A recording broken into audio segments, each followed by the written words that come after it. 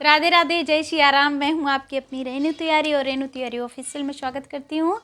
और मैं आपके लिए लेके आई हूँ बहुत ही धमाकेदार एक देहाती नाच गीत। आप लोग सुने और कमेंट करके ज़रूर बताएं कि हमारा गीत आपको कैसा लगा। अगर गीत अच्छा लगता है तो गीत को शेयर करें और औधी लोग गीत सुनने के लिए मेरे चैनल को सब्सक्राइब करें।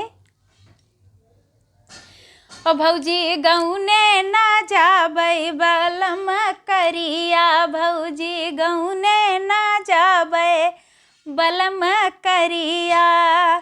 वही रे बलमुआ कई मोटी मोटी अंगूरी, वही रे बलमुआ कई मोटी मोटी अंगूरी।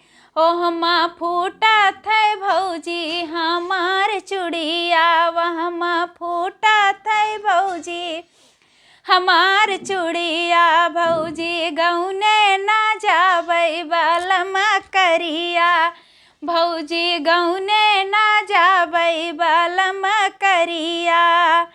वही रे बलमुआ कई बड़ी बड़ी मछिया, वही रे बलमुआ कई बड़ी बड़ी मछिया। भौजी फांसा थे वहमा हमार नथिया, भौजी फांसा थे वहमा हमार नथिया। भौजी गौने ना जाबै बलम करिया, भौजी गौने ना जाबै बलम करिया। वही रे बलमुआ कई बड़ी बड़ी जुल्फी, वही रे बलमुआ कई बड़ी बड़ी जुल्फी।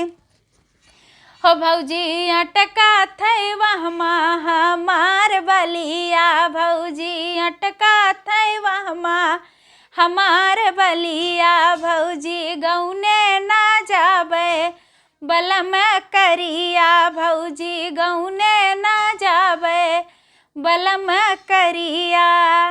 कैसा लगा मेरा देसी नाच गीत आप लोग ज़रूर बताइएगा कमेंट कर।